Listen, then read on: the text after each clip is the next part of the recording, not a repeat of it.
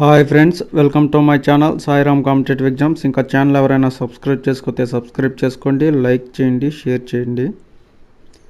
ఈరోజు విద్యా ఉద్యోగ వార్తల గురించి తెలుసుకుందాం.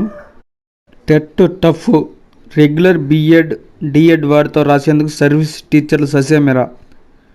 ప్రత్యేక టెట్ నిర్వహించాలంటూ ఉపాధ్యాయ సంఘాలు. సిలబస్ విడుదలతోనే రాజుకున్న రగడ. సమగ్ర నోటిఫికేషన్ విడుదలకు తప్పని జాప్యం. ఉపాధ్యాయ శిక్షణ పూర్తి చేసిన వారితోనే టెట్ రాసేందుకు సర్వీస్లో ఉన్న టీచర్లు ససేమిరా అంటున్నారు.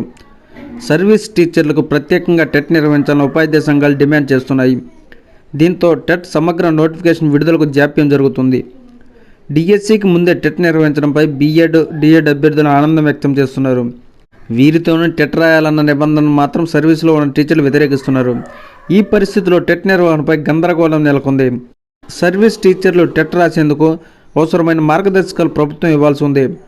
ఉపాధ్యాయుల నుంచి అభ్యంతరాలు వ్యక్తం కావడం ఈ ప్రక్రియపై విద్యాశాఖ ఆచితూచి అడిగేస్తుంది. ఇప్పటి వరకు టెట్ సిలబస్ మాత్రమే ప్రకటించింది. సమగ్ర నోటిఫికేషన్ విడుదల చేయలేదు. టెట్ దరఖాస్తును ఈ నెల 27 నుంచి ఏప్రిల్ 10 వరకు స్వీకరించాల్సి ఉంది. మే 20 నుంచి జూన్ 3 వరకు టెట్ నిర్వహించాల్సి ఉంటుంది. టెట్ మార్గదర్శకాలు వెలువడితే తప్ప దరఖాస్తు స్వీకరణ సాధ్యం కాదు. సమగ్ర నోటిఫికేషన్లో ఫీజు, పరీక్ష విధానం, రిజర్వేషన్లు, ఇతర అంశాలన్నీ పేర్కొంటారు. దీనికి ముందు సర్వీసులో ఉన్న ఉపాధ్యాయులు కొత్త వారితో కలిసి టెట్ రాసేందుకు వీలుగా జీవో వెలువడాలి. ఈ అంశాన్ని మార్గదర్శకాల్లో చేర్చాలి. అయితే ప్రారంభంలోనే ఉపాధ్యాయ సంఘాలు టెట్పై అభ్యంతరాలు లేవనెత్తుతున్నాయి. సిలబస్ విడుదలైన వెంటనే అధికారులను ఉపాధ్యాయ సంఘాలు కలిసి అభ్యంతరాలు తెలియజేశాయి. ఏళ్ల తరబడి పనిచేస్తున్న ఉపాధ్యాయుడు ఏదో ఒక సబ్జెక్టులో మాత్రమే నిష్ఠాతుడై ఉంటాడని, అన్ని సబ్జెక్టుల్లో కూడిన టెట్ రాయడం అసాధ్యమంటున్నారు.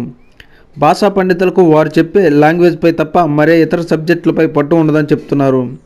ఇటీవల కాలంలో బీఎడ్ డిఎడ్ అభ్యర్థులు తేలిగ్గా టెట్ రాసే వీలుందని, కొన్నేళ్ల క్రితం ఈ కోర్సులు చేసిన టీచర్లు ఎలా రాస్తారని వాదన లేవనెత్తుతున్నారు. దీనిపై ప్రభుత్వం కూడా అధికారుల నుంచి వివరణ కోరింది. ఈ కారణంగానే టెట్ సమగ్ర నోటిఫికేషన్ విడుదలలో జాప్యం అవుతుందని విద్యా వర్గాలు అంటున్నాయి. టీచర్లను బలవంతంగా టెట్ రాసే జాబితాలో చేరిస్తే న్యాయ పోరాటానికి కొన్ని సంఘాలు సిద్ధమవుతున్నాయి. ఇదే జరిగితే టెట్ నిర్వహణకు బ్రేక్ పడుతుందని ఆందోళనలో ఉన్నాయి. రాష్ట్ర వ్యాప్తంగా టెట్ అర్హత లేని ఉపాధ్యాయులు 80,000 మంది వరకు ఉన్నారు.